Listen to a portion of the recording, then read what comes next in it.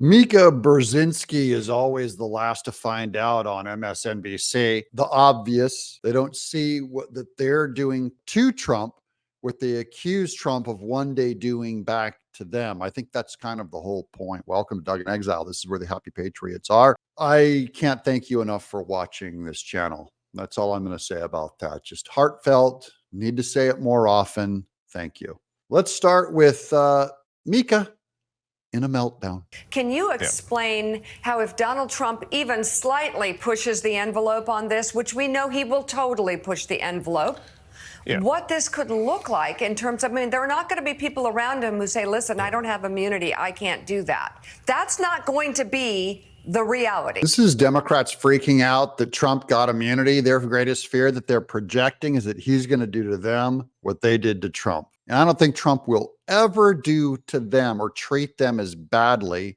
or as illegally as they did to him.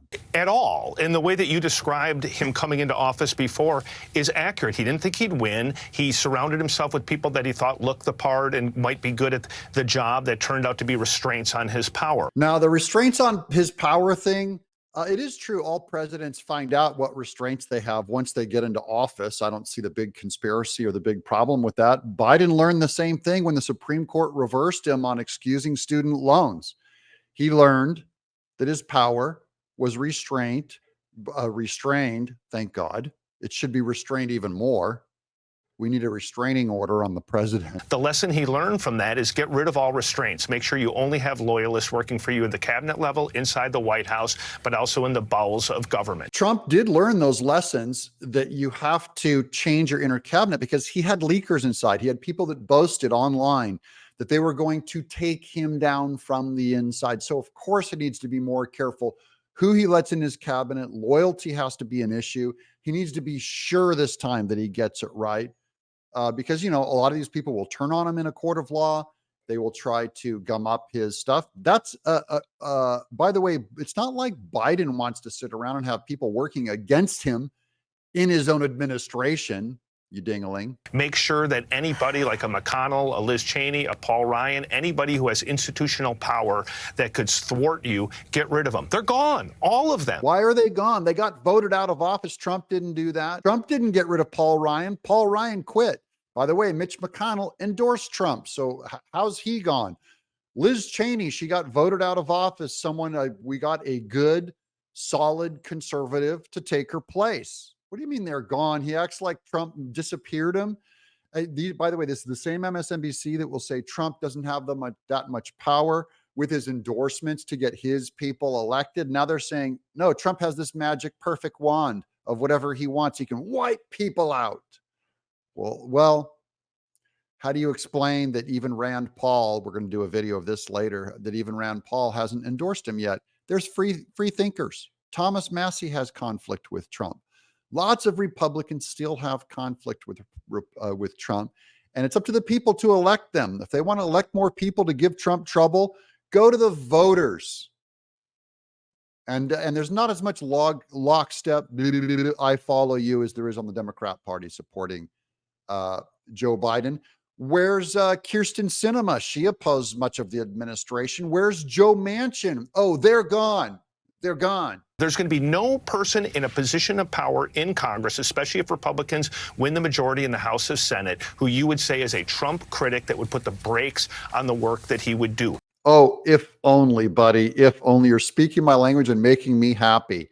May what you said come true. I have my doubts. But yeah, it would be great if Trump got all people on board to follow his agenda. I just hope the loyalty to Trump among all of the Senate and all the voters are as great as the loyalty showed to Biden over the last 4 years. That's all we need to get the job done, guys. A good attorney general, get that Department of Justice going, special prosecutor Jack Smith. We'll have special prosecutor Steve Bannon. Oh, if only. He's not going to have any of those people around him. Before, there's people inside of institutions of the government that most people haven't even heard of that could slow things down, gum things up. No, they know where those positions are now. Which Democrats are slowing things down and gumming things up for Joe Biden? You twit. They're so blind, you know. That's why I make a lot of these arguments talking about the other side. I don't want us to be this blind about our guy. Okay. It's always good. Empathy is good. Looking at things through the eyes of a Democrat is a good thing, even though right now you'd be in therapy over Biden's debate performance. They have all kinds of organizations outside of the campaign that are making sure they have the right people in place. Oh, outside organizations like George Soros, putting Alvin Bragg in place, putting Letitia James in place, putting Fonnie Willis in place, putting Merrick Garland in place, Wall Street donors, funding the E. Jean Carroll trial, law firms. Yeah. I hope Trump does the same thing, just totally legal, do the same thing, not in revenge, but in forcing empathy on the Democrats. They have to see what they did to us. We have to do it back to them. It's kind of a mutual assured destruction in a nuclear arms race. You don't win Russia by giving up your nuclear weapons. Reagan beat them by outperforming them, outdoing them. And then you learn, wow, they have the same nukes I do. Trump must have the same Department of Justice and weaponize it exactly as much as Biden did. That's all I'm saying. As Trump says, reciprocal. I always like that because it sounds like Trump just learned that word. It has to be reciprocal. Yes, reciprocity is what we want. Not only that, they're making sure that they have the legal argument for when they take these moves, that they could take it to the court and win. The courts have shown a proclivity towards siding with a lot of the stuff that Trump has wanted to do. The court does not do what Trump wants to. He got partial immunity. It wasn't all the way. A Biden court, could you imagine if the Supreme Court right now was 6-3 with Democrat appointments? If it was 6 Democrat appointments to 3, if there's any way that I can see where God is protecting America and the DNA of the Constitution, it's where with our conservative Supreme Court. That is one branch of government with a lifetime appointment.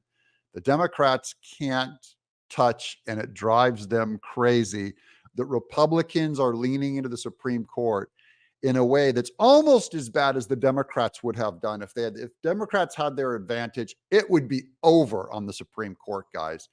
Hats off to Trump for those Supreme Court picks. So there won't be restraint. So what can he do with it? Even the things I just outlined there, he's going to think about using the military in a way he hasn't in the past. Okay, Trump might use the military. Remember, Biden had the 50,000 military people right after January 6th put up razor wire around D.C. They were just standing all around D.C. He used the military, but Biden may not have used the military, even though he fired all of the sergeants, he fired all the leadership and replaced them with woke people. You saw all the LGBTQ stuff throughout the military, the DEI giving favor to externals instead of merit, all throughout the military. So Biden went in and wokeified the military plenty. And by the way, we still have our soldiers in there. Our people are still in there, sleeper cells. Biden used the Department of Justice. Biden used the FBI, okay, to spy on Catholics, to spy on pro-lifers, to spy on the NRA. Biden has his own weaponization of government. I hope Trump does the same. The Justice Department, throughout history, it's not necessarily written into the Constitution that there has to be this huge level of independence, but through tradition and through operation, it has been an independent agency. He's been very clear. There's not going to be an independent agency. He's going to have a loyalist as Attorney General. The Attorney General is going to get rid of anybody in the Justice Department that they see as a threat to his power. Oh, man, you just gave me 5 more reasons to vote for Trump. Of course, my vote's probably already been harvested and sent in by some Democrat, on my behalf, and voted for Biden. But it's going to be great, guys. What he's saying, Trump's going to get loyalists in there to do his work. It's a nightmare to Democrats. It should be, if only. They're going to get rid of the cases that he has. He's going to start cases probably against the Biden family. Yeah, let's start up the cases on Jim Biden. Let's start up the cases on the Biden crime family, Jill Biden, Hunter Biden. So the cases that Biden stopped, Trump's going to start. The cases that Biden started, Trump's going to stop. And that's a privilege of the presidency, buddy. Don't pretend like you don't know. I'm acknowledging that it's both sides, okay? These people are lying to you. He's been very clear in his own words. He's going to use that to go after his own critics. Now, Trump is never going to go after his critics. How could Trump possibly go after all of his critics? You're talking about 50% of America, half of America, all of the media. Trump's going to go after them all. Dude, there ain't enough lawfare in the world to pull that off. Trump has always had more critics than anybody else. So, no, not a big deal. But we do have Hillary, the bad tweets guy against Hillary. He went to jail for memes. Okay. We have people persecuted by the Biden administration because the Biden went after his critics, say on J6, the Proud Boys. There's all kinds of people that Biden has gone after. We're doing this protest in Nashville last week where we supported the Nashville 10. These are people who went and peacefully protested at an abortion clinic, and they're facing prison time. So who, under Biden's order, who went after his critics? None more than Biden. Yesterday on True Social, he's liking and following these social media posts that talk about creating military tribunals for Liz Cheney, for Mitch McConnell. He's not going after Mitch McConnell. Mitch McConnell endorsed him. Maybe Liz Cheney, I'd be for that, given she destroyed evidence, given she told lies about J6, that is, she went for a preferred end instead of followed justice. Hey, and if the courts find them guilty, no one's above the law. Remember that one? Might be hyperbole, might not. Yeah, it's hyperbole. I'm glad you gave us a might not, gave us a might be. But certainly shows you the direction that he wants to go. And again, there's nothing that I've said in this segment that he has not said or that his people haven't said. Yeah, but what you didn't say is which side really jails the opposition.